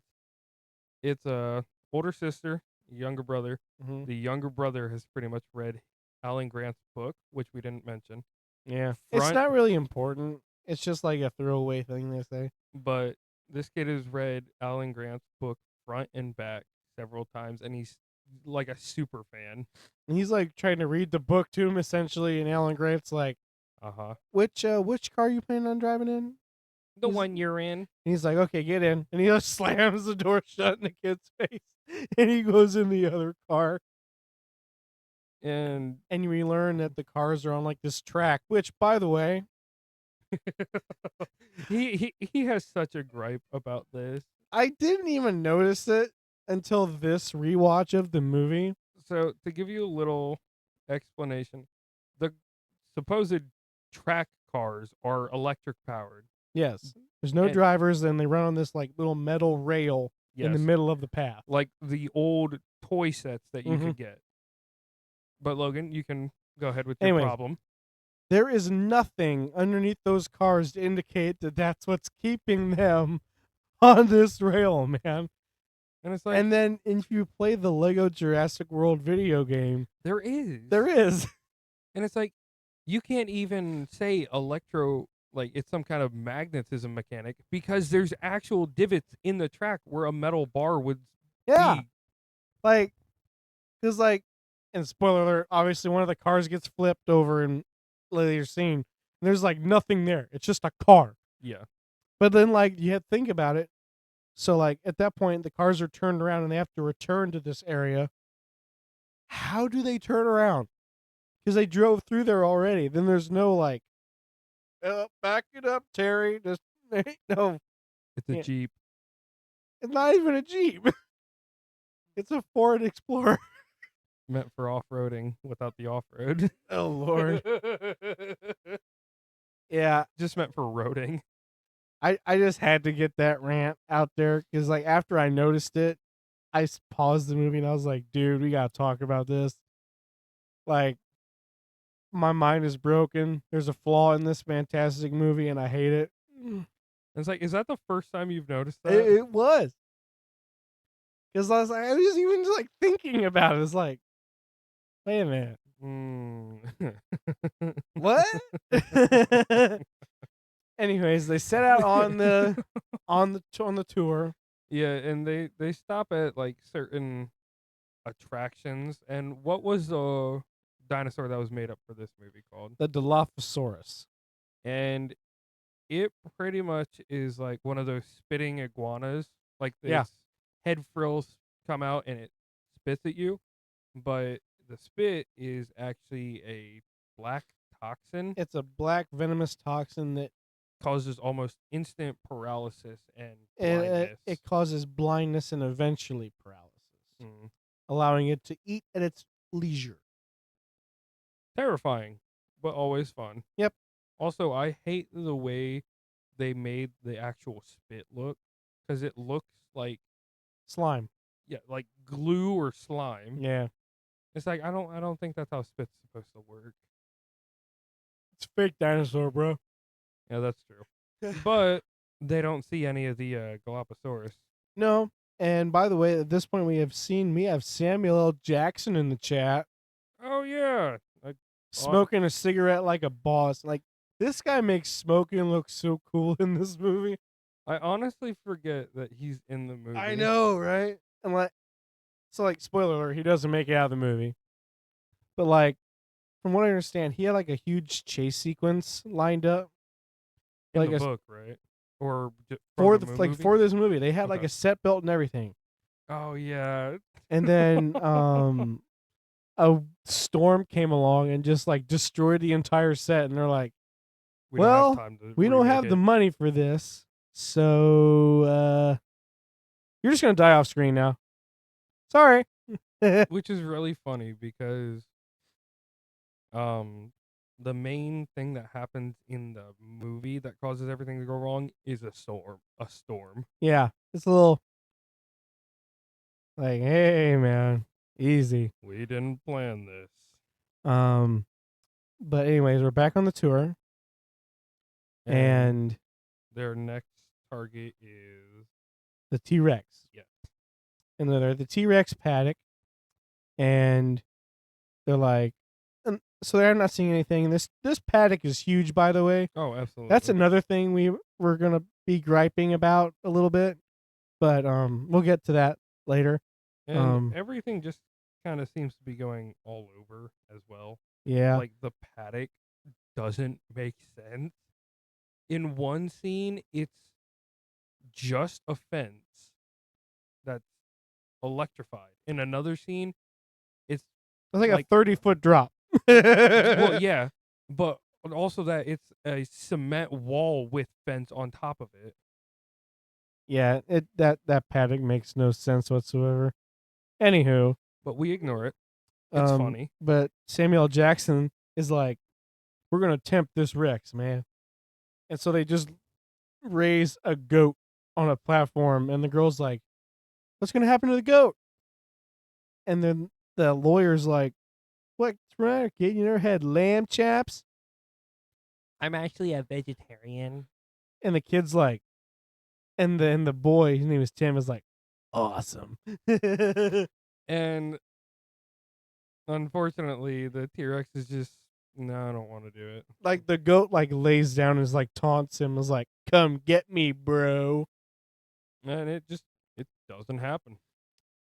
And then I love the fact that Malcolm like looks in. So like there's these observation cameras in the vehicles, Mhm. and he just like knocks on it, and he's like, Hello. You guys are gonna have dinosaurs, right? I think your attraction's broken. Your live action attraction, it's not working. And then Hammond's is like, I hate this guy. And then they're just they're going down the path, and Malcolm's pretty much explaining chaos theory. Yeah, which is, as we've said, It's like the butterfly effect, yeah, mixed with Murphy's Law. essentially. And then Grant sees a downed Triceratops and a gas Jeep. No, it was Sadler, Ellie Sadler that saw it first. It was Grant, because he's the one who jumps out of the car. Remember? No, Because he flings open the door because Ellie and Malcolm are talking about chaos theory. Because remember they're doing the Oh, experiment with like the water on her okay. hand or whatever. That's my bad. And so he jumps out of the car, and then she follows, and Malcolm's like, I'm sitting here talking to myself. Never, Sexiest man alive. I'm just talking to myself. never thought the two of them would jump out of a moving car, but here we are. And then everybody in the office is like, shut up, shut it down. We should have locking mechanisms on these doors. It's like, And- yeah, especially in a vicious territory like, I don't know, dinosaur theme park. Maybe. But it's at this point when Dennis is, and when we learn Dennis is one of the computer engineers. Nerd, yeah. He's got all this technical stuff, and he's like, "Oh, the flux capacitor's not working with the computer mainframe. Oh God, what am I gonna do?" Type talking, and it's like, "You work the cameras. What do you mean? Where's the flux capacitor at?" Easy, Doc Brown. But no, like this is when we start to see he's starting to put like his plan in motion and stuff, and he's just like setting the pieces in place. And it's a solid plan. Do you think now would be a good time to go over it real quick? Yes. So essentially, he's supposed to take one of every kind Of embryo. of embryo. And what his whole plan is to shut down the power grid, right? He's shutting down the security system, Yeah, that's what it is. and then he's shutting down the some of the paddocks. Bleh. the Two. paddock. The paddock. So that he can drive to the dock where the cargo ship is, where the handler for Dotson's company will receive it. Yes. And then by the time he's back, everything should come back on, and it'll just seem like an update or a glitch or something. Yes. Sadly, that's not what happens. No, But- don't say sadly. I mean, okay, yeah. Say sadly. Say sadly. I see where you're coming from now. But the group that was at the Triceratops, they decided to split up because Ellie wants to stay and help everybody else. And there is a tropical storm coming. Yes. It's a hurricane. It's essentially a hurricane. And they're not as worried about it because they think it's gonna move, right? I think it's going to change course because I guess they've had threats like this before. But this one decides not to change course. And so everybody's like, all right, let's get back in the cars. Let's make it back to the visitor center and everything. Ellie stays with the Triceratops. And so they're going back to the visitor center by like the T-Rex paddock and all those other places. And so And it's at this point that it's the two kids and the lawyer in one car, and then Malcolm and Grant in another, correct? yes. Okay. And so this is when Dennis enacts his plan. And I would like to point out anybody with half a brain cell would be able to. You're like, you're acting shady. What's up, bro? Yeah, because he gets up and he's like, "Well, I'm He gonna." literally stammers for like a minute straight. He's like, I'm gonna go to the vending machine. Do you guys want anything? I'm kind of parched right now. I've had a lot of sweets. So I'm gonna get something savory. And he's like fidgeting this entire time. Like there's like see like the amount of just sweat. Not and the funny thing is like he's a large person. Yes. But like, and he plays it as like he's like the computer nerd who like just sat in a computer chair and did nothing else for like 10 years. I mean, but pretty. like they play it as like he's like very book smart, very computer smart, but to life he's a complete moron. He lacks the people skills. he lacks he lacks skills. We'll he leave it just at lacks that. life skills. He forgot to upgrade the life tree. He forgot to upgrade the Life Plus. Yeah. Anywho. I'm getting off track. And the worst part is like after he stammers for a minute straight, he takes 30 seconds and he's like setting a timer on his watch while clicking something on the computer. And it's like the Australian, what John is- Hammond John and Hammond. Samuel L. Jackson. Yeah. His name's Ray or something. I think it's Ray. They're all just watching him do this. Like they don't turn away. Yeah. They watch him click and set a timer as he walks out, and they're like, nothing unusual. He's just a nerd. He's just a weird dude, man. Anywho, things start to fail around the park, as you would expect. They're around there, and so the vehicles stop at the T-Rex paddock, and the power is just like shut down, and Nedry's now on the move trying to get out of there to the east dock. That doesn't go his way. No. Never does. So it's hard for me to because like in my mind, the movie edits like in between these two things, but really it's like 20 minutes of this, then 10 minutes of this. But the cars are stuck at the T-Rex paddock, and the goat is gone. What? They actually. Is the goat gone, or do they see it like disappear? Okay, they see it, but then Tim is messing around with these 3D goggles or whatever, Night vision goggles, Gotcha. and then it's gone. And they're like, "Where's the goat?" And a leg just slams on the roof of the car. And they're like, "Oh my god!" And then they see the T-Rex eating, and the lawyer just like squeals like a little girl and runs to the bathroom.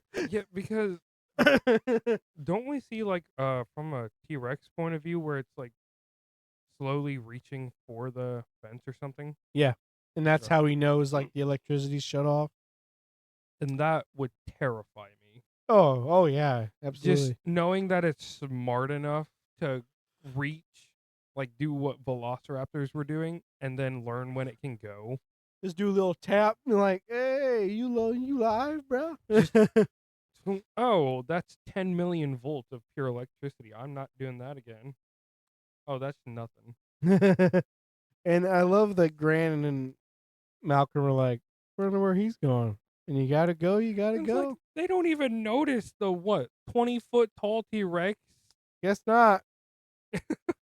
But then they do notice that the fence is broken. Yeah. The wind knocks loose the cables. The T-Rex like chomps through the gate, and he's on the loose. Yes. And I'll let you go. I know this. Because it's kind of like This is a solid 20 minutes of just. it's like the girl grabs a flashlight and is trying to get Grant and Malcolm's Yes. attention. Instead, he And- gets the T-Rex's attention only because his visual is based on movement. and this has actually been scientifically Disproven. disproven. Like they're not vision-based predators. They're Not- just predators. They eat when they need to. Pretty much. And so And- they're like, "Gotta turn this light off, man." Yeah, He like goes through the roof and tries to jump at the kids. And you look back at Grant and Malcolm's car, and Grant's like, "Oh my god." Trying, and he like reaches into the back seat. Uh, for- Malcolm's side of the window is like all foggy, and he's just like wiping the window and everything. That's right. It's like, what's going on? And it's like it's only his side of the front windshield that is so foggy. No other the side window isn't foggy, the back windshield, and nothing. It's just the front. What was like that led me to think, what is he doing? Is he just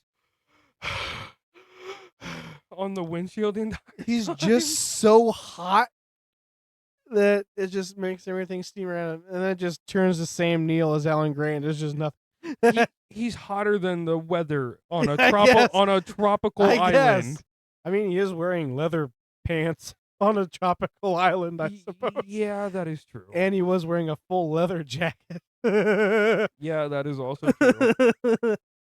um, but Grant grabs a flare Yes. and gets its attention, and Malcolm grabs another one and just like runs off with it. He's like, "Over here, get the kids over here," and he like, and then it cuts to the bathroom where Gennaro's hiding. He's like, "I'm fine. I'm fine. I'm okay. There's no T-Rex out there. I'm going to live. I'm going to report this to the authorities. I'm going to be a good lawyer." Crashes through the door. Malcolm's like riding the nose of the T-Rex, and he Yeah. gets like thrown off to the side, and Gennaro's just left there as the entire just bathroom just falls apart on him. And he's just like, "Hi," and gulp, sent on vacation. And see, when I saw like this scene before I saw the movie, I thought Gennaro's pants were down and he was wearing underwear because he was in the bathroom. I'm like, oh, he's going to the bathroom. No, he's wearing shorts. And it was only after I watched the movie I'm like, oh, It's his business shows. Because I love his looks in this movie, because like when you first meet him, he's wearing like bright orange like walking boots with his suit, and he like slips and falls on the rocks. And when we first meet him, it's like, and now he's wearing like, and these are short like shorts. They're like calf shorts, man. I want to say like cargo color. No, they're like somebody took Beige. a set of scissors, Yes. cut his business pants above his knees. He's wearing almost knee-high business socks, nice shoes, Very nice shoes. full tie, long sleeve shirt, and like a tweed jacket. This is a well-paid lawyer, and he does not use that money for people with fashion sense. All right, enough talking about Gennaro, but Gennaro's on vacation. Malcolm still alive. And like the first time I watched this, I didn't know he was still alive. Like that was a genuine surprise. I was like, "Oh man, he was cool. He's dead." And Half an hour later, "Oh man, he's alive!" And this was the scene that really made me like Malcolm, was because he's really egotistical. He's really all about chaos theory, but he goes off and tries to keep the kids safe. Because like he does have his own kids, Yes. so he does have that paternal instinct. Yes. Which I like that fact. Yeah, and this is when Grant's pretty much arc of like, I hate kids, to like, kids are the best, man. I could tolerate him. He Lex and him are like trying to hide from the T-Rex. Tim is still in the vehicle, is flipped over. Yes. We gotta mention the T-Rex did flip their car over. Yes. And this is the point when the T-Rex paddock becomes a pocket dimension. A liminal space. A liminal space. Because in every scene, it's different. Yeah. Because like now there's like an entire jungle underneath somehow. There's like a 20-foot drop, whereas like 10 minutes before it was a flat field with just concrete blocks. Yeah, it's... We love this movie. Hey, them islands down there near Costa Rica, they got some crazy physics down there, bro. Anywho, the car goes over the edge, and then it gets caught in a tree with Tim in it. Yeah. And obviously, as a probably 7-year-old boy would be, he's terrified. Yeah. And I can't remember if it's this point where oh, okay. It's at this point when they ask if Hammond asks Muldoon if he can go get his kids, because it cuts back and he's like, man, what's up with all these park failures? You're trying to figure it out. He's like, can you go get my grandchildren? He's like, all right, yeah, I'll go get him. And Ellie tags along with him. And at this point, Doesn't it cut back to Grant? it changes to Nedry. Oh, This is your favorite part of the movie, isn't it? trying to think. Is this where he like gets the heist? No, this is after he's lost. He's lost, like he lost his glasses and everything, and he like gets stuck. Oh yeah. Okay. I'll let you take this Okay. part because you love this part. So Nedry ends up hitting a sign that shows where the boat dock is at. He knocks it over, picks it up, and it's the worst sign ever because it's a swivel sign. It's an arrow, and he just spins it, and he's like, "Oh, East yeah." is And it's a left or right decision, and he just spins it, and he's like, "Okay, I'm going left." And he says he's probably been driving 20 minutes.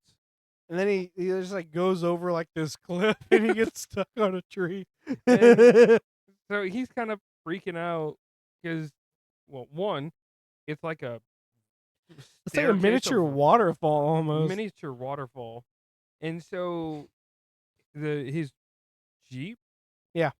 is stuck on the edge, being held by a branch And or so he fallen in the tree. end, so he gets his winch out Yeah. and he's like, I'm gonna tie this thing He there and has- I'll pull this up for there. He and has no idea what he's doing, and he stumbles down this waterfall. he like and as he loses his glasses and he just like slips down the waterfall. He's like, my glasses. I can't see without my glasses. I can afford more Yeah. glasses. And so he gets the winch and he wraps it around, and then he hears a hissing. No, And it's more like a cooing. It's like a whatever. yeah, it's something like that. And so he turns around, and it's the Gloptosaurus. And he tries to play fetch with it. And He's like, stick, stupid, go get the stick. and it doesn't get the stick, and he's like, no wonder you guys went extinct. Yeah, because he Stupid. just like looks at it. He just like looks at back at him. He's like, "Do I look like a dog? Do you?" But he kind of just ignores it, not really acknowledging it. And so he tries to make his way back up. And at this point, I forgot to mention, he did lose the embryos. Yes. But he's trying to make his way back up this little staircase waterfall. And as he's almost to the truck, he hears that cooing sound again and turns around. Sam Galapagos, and he's like, "Go away! I'm busy. Get out of here." It didn't like that, and it spits on him. It opens up its little head frills, and it just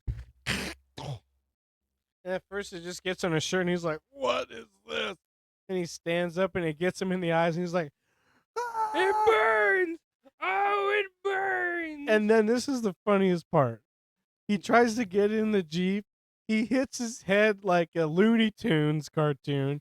He falls down and he gets back up and he's like, all right, I'm good. He gets in. He closes his door. He's like, all right, I'm going to be rich, get new glasses, have to work again in my life. And he looks over and it ain't Chewie as his co-pilot. is that, now, here's my question. Is that a second one or the same It's one? the same one. Okay. Which that's so weird because the only thing I can imagine is just the Galapagos opening the car door, getting in, closing the car door, and then positioning itself to look out the driver's side door. It's just like hunching down. It's like, okay, come on, get back in, big guy. Come on, I'm waiting on you. Kinda Come hungry here. on. And Yeah. and then the Jeep's like rocking back and forth, and all you hear is just screams. And I want to point out that if he would have acted a little faster, he actually would have been able to get to the dock. He would have. Because even though the first path he took was wrong, it led him to where he needed to go. Yeah. And so pretty much his stupidity cost him both his life and a chance at millions. Yeah. Oh, well. And I love that scene because it's just Pretty much. he got what he deserved. He did. He really, really did. It's like the most fulfilling death in the entire movie. And at this point, we are now up to 3 kills. That's not our job. That's James A. I know, Janice's I know, job. but I was keeping track during the. Oh yeah, and they're not kills. They're vacation. Yes, we are at 3 3. vacation. No, 2 vacations and 1 new best friend. That we're still. It's the ultimate buddy cop movie in waiting. Dennis and the Dennis and the Galapagos. Dennis and the Saurus.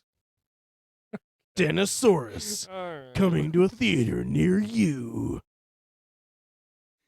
Galapagos! I told you, you can't paralyze the enemy! Part dino, part fat man. nerd, all cop.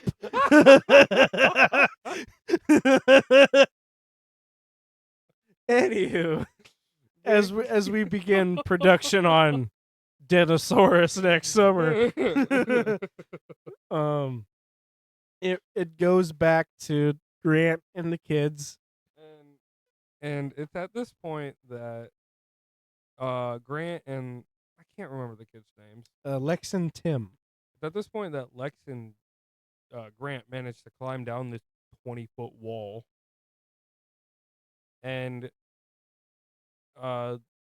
Grant tells Lex, "Hey, stay here. I'm gonna go get your brother." And she's just like, PTSD. He left us.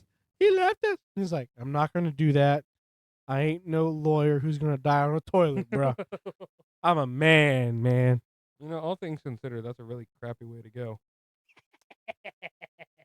Hey, the only person who knows better is Elvis, the king that died on his throne, man. Shut up.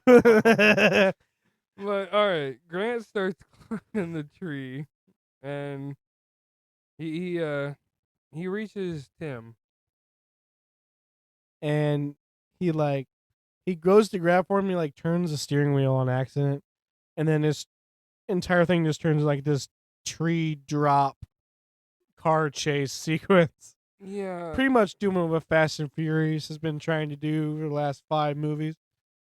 and I actually like how this was done because It seems very practical.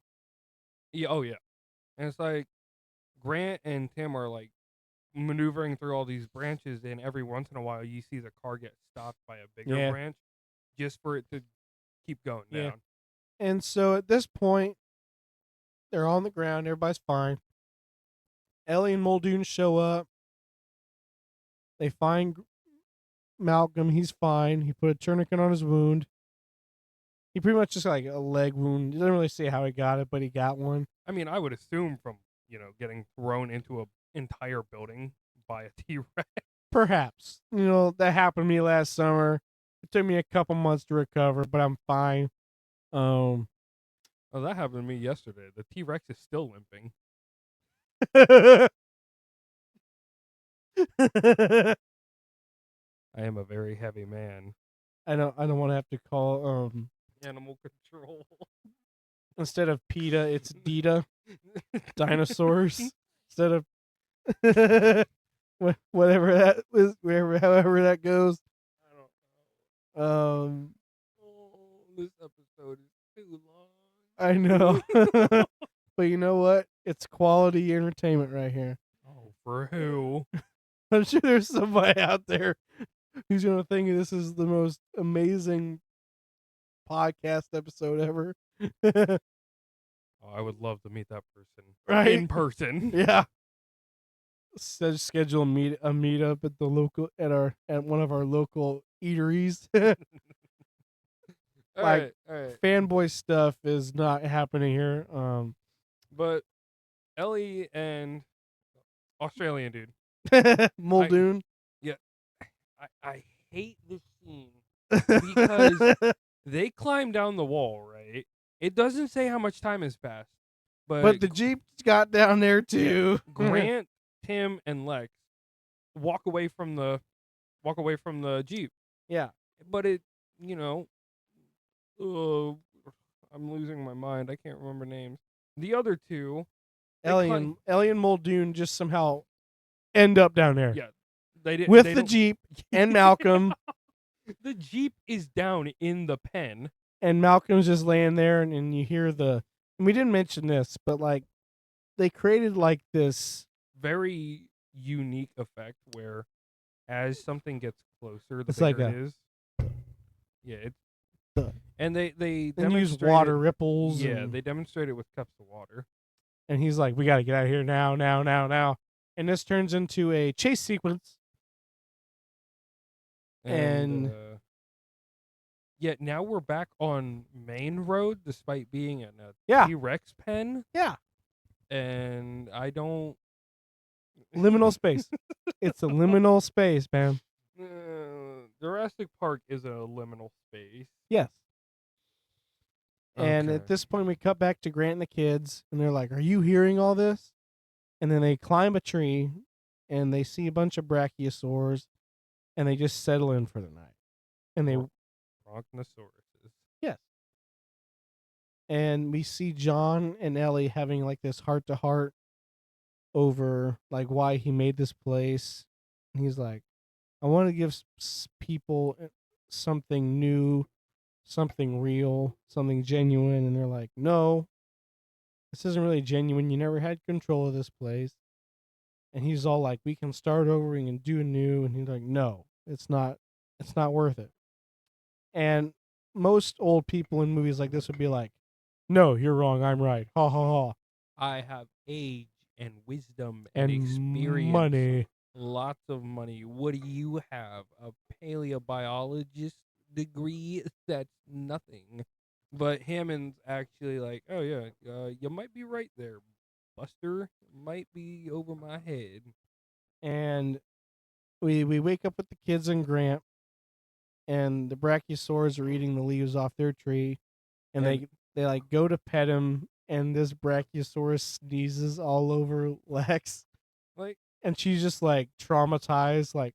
I felt bad for Lex here because Grant and Tim both pet the Brachiosaurus, and as she reaches for it, it retracts its neck, only for it to just achoo.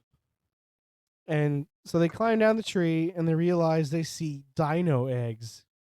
And Grant explains that some West African frogs can change sex if it's a single sex environment. I told you guys that information about the frogs would come back later. Foreshadow.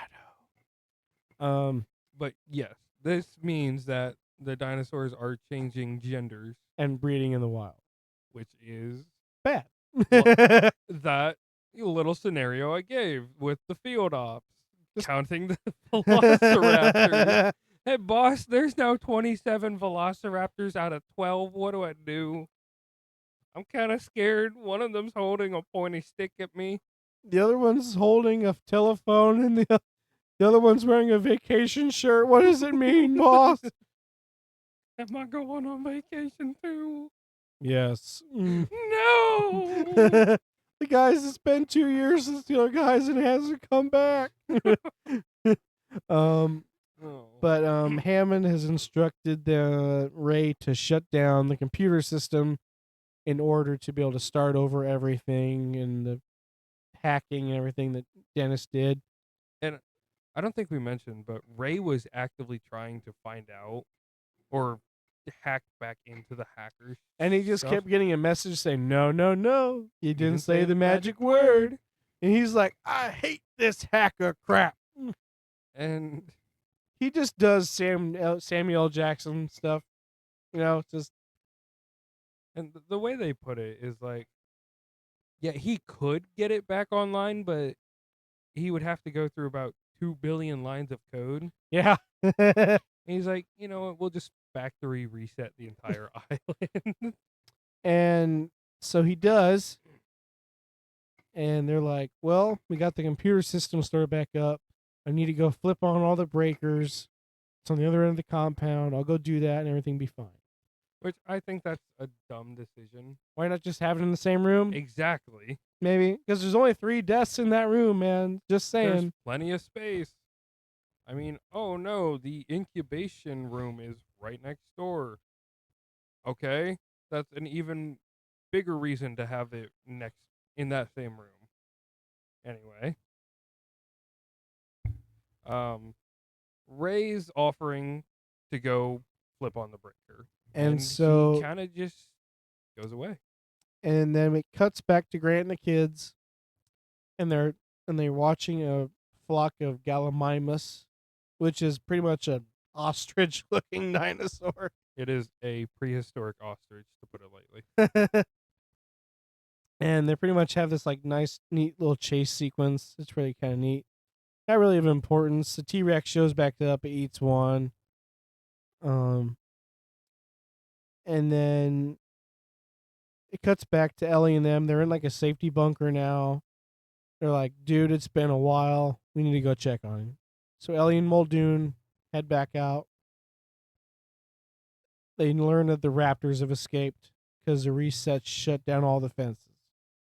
All of them.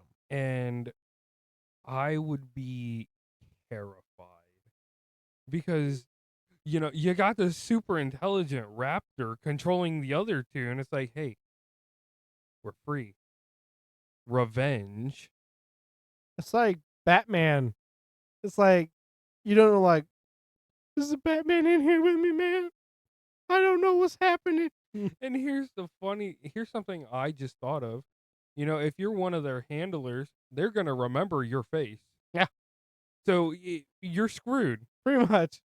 It's like, hey, get back. Get back 3 days later. I'm so sorry. I didn't mean it. I'm just going to take my vacation now. You just stay up there. I'm going to do the work for you. But Muldoon's like, run to the shed, get the power back on. I got this. I'm going to hunt this chick. Yeah, Muldoon is now facing off with a raptor. Yeah. And something we didn't mention is that Grant explains how raptors work is even if you're looking at one, two more will come from the side. They use a coordinated attack strategies. And this kind of gets Muldoon off guard. Yeah. Because he hears rustling right behind him, and that's where the iconic line, Clever girl. comes And from. he dies. I mean, Yeah. it doesn't happen right away, but like we know it happens. yeah, it doesn't really like matter how the edit works. But and now we're up to 4. Yeah. And so Ellie gets inside and she's trying to find the breakers. And this cut is very intense and it builds a lot of tension. So Grant and the kids are back at the perimeter fence. They're starting to climb it, and Ellie's starting to turn the power back on. Yes. And so Grant and Lex get off. There you go. And Lex and Ellie just switch spots. yeah. Liminal space. And so Ellie turns the last one on, electrifies Tip. Yeah, because he's almost down, but he slips and he's like, I don't want to go any further, man. I'm scared. And Grant's like, jump. He's like, you crazy. I ain't going to jump. And Grant just starts counting and he gets to 2 and he just goes zap and he just flies off. Like, you would think he would just let go, but no, it sends him like 30 feet backwards. And his like hair is like crispy and stuff. It's hilarious. And a child's life is at stake, but it's hilarious. And Grant does CPR on him, and he wakes up. This kid's funny because he wakes up and he says 3. And at this moment, Ellie's like, "We're back in business," and a raptor jumps through the. This is like the biggest jump scare of the movie. Oh, absolutely. And then we learn that Samuel L. Jackson got gotten. And that is 5. Rest in peace, Sam. Maybe he'll do better as a director of superheroes. Maybe. I don't know. He lost an arm in this movie. Oh, he lost more than an arm. The arm is all that's left, but he shows back up with just missing an eye. It's impressive. But there's a chase sequence, and this is when the Muldoon kill happens. Technically, but Grant and the kids are back at the visitor center. He's like, "Kids, eat some food. I'll be right back." The kids see a raptor, and this is when the whole kitchen sequence happens. I'm not going to go too into detail about it. Pretty much just kids running away from two raptors. Yeah, pretty because like this is a very special scene. I want people to enjoy this scene because like one of the things everybody talks about when talking about Jurassic Park is like, oh man, that kitchen scene. That's such a good tense sequence. And I'm not gonna go into it, but there is a scene where like one of the Lex outsmarts one of the raptors, and it just has me in tears because it's so funny. Pretty much just snaps his neck on a piece of metal. Like, bam, dead. Anywho, the other raptor gets locked in the freezer, and Grant and Ellie are back together. And Grant's got a shotgun. He's like, "All right, let's get these guys." They have a chase sequence. They're trapped inside the computer room, and Lex is a computer hacker. They mention it like once, Yeah, and just for this sequence to come up. and it was when they were walking back. Yeah, And it's just one of those throwaway things.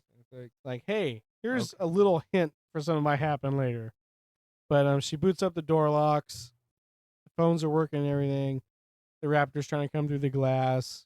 They climb like up through the ceiling, and so like they show like a scene of a raptor with the GACT, which is like the letter code for DNA sequencing, yeah. and it's like all over him. And I thought that was kind of cool. Oh yeah. At But like in the middle of the visitor center, there is a T-Rex skeleton that's like suspended on wires and stuff. It's like they're now climbing on this thing.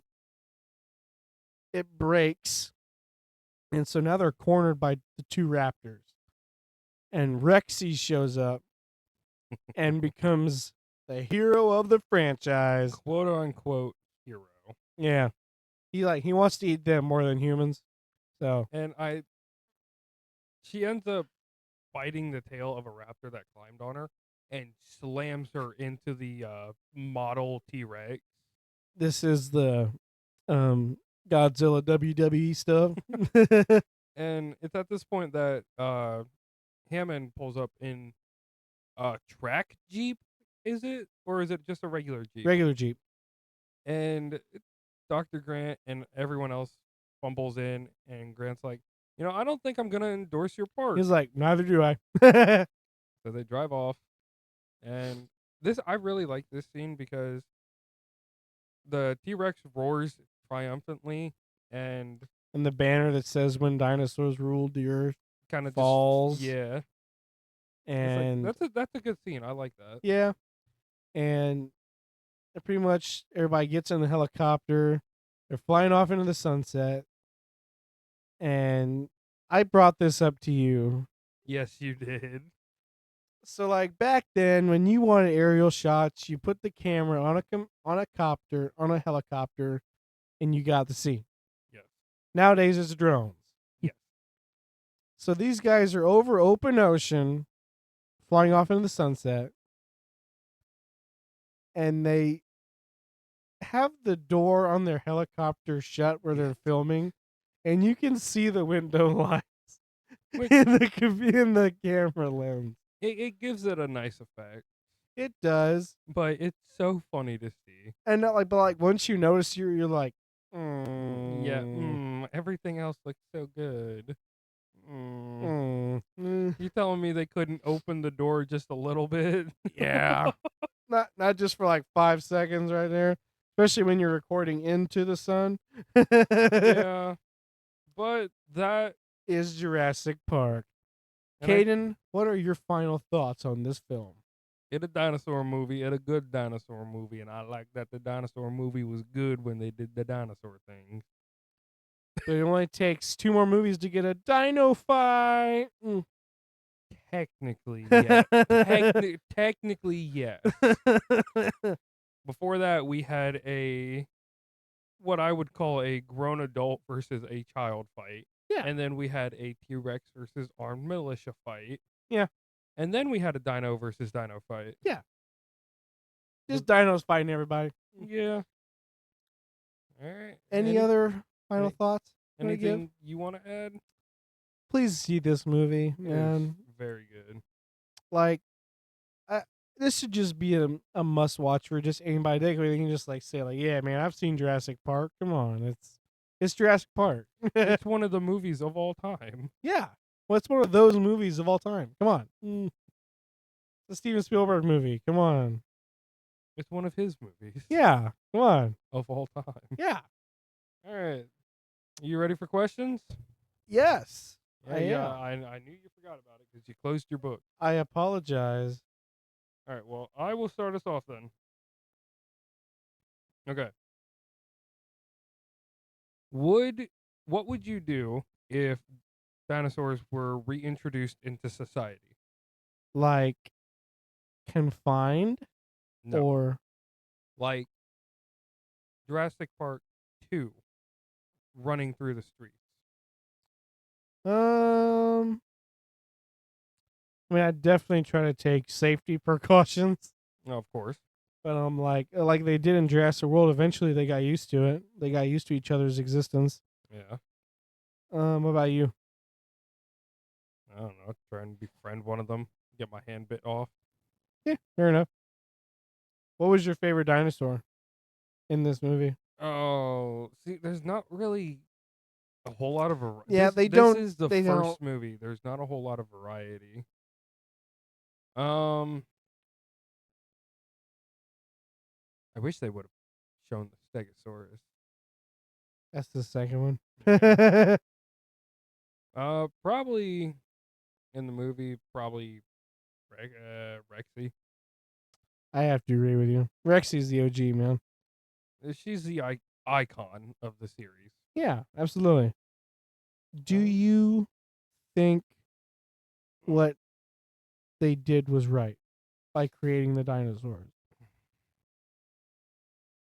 Yes and no. Yes, because that would give us more information on how they lived, what they did. And no, because it's like they said in the movie, you're bringing something 65 million years ago into the present outside of its environment. It's not going to know how to interact with anything. Yeah, I agree with you on both fronts there. I mean, like, because Grant Malcolm worded it like nature selected them from for extinction, and like they had their chance. Now it's our turn. Throwing us back in the mix with them, it's not a good idea, Yeah. especially when they're both alpha predators and they're trying to fight for top of the food chain. You know what I mean? Yeah. All right. Would you visit the park? Yes. Only because if you think about Jurassic World, they were open for like 5 years before anything happened. Yeah. What are the odds that the day you decide to visit, they're gonna break loose? Like, come on. You'd be surprised. That's fair. Would you? Oh, of course. We should get like front row tickets once we talk about this movie. You know what I mean? This is a premier movie reviewing podcast. Come on, we're like press over here. Come on. All right. Would you change anything about this movie? Yes, the T-Rex paddock. I I would make that more consistent. I would make the vehicles more consistent. All right. Would you do the same sacrifice that Malcolm did for the kids? Yes. Okay. Yes. Good answer. Would you? Of course. You probably would have accidentally like ran towards the kids with the flare. Like, get the kids. Runs Oh. past them. Crap. Never mind. Caden, what are we covering next week on the show? Oh, that's a good question. Transformers. And that is the 2007 Michael Bay Transformers. And if we do the series like we're thinking, eventually in season 2, there's a lot of explosions in Michael Bay films. It's like one of the main things he's known for. Explosions and Yes. bad acting. But it is going to be the original. Yeah. So, Sadly, not Transformers the movie from 1986 or whatever, but we might get there one day. maybe.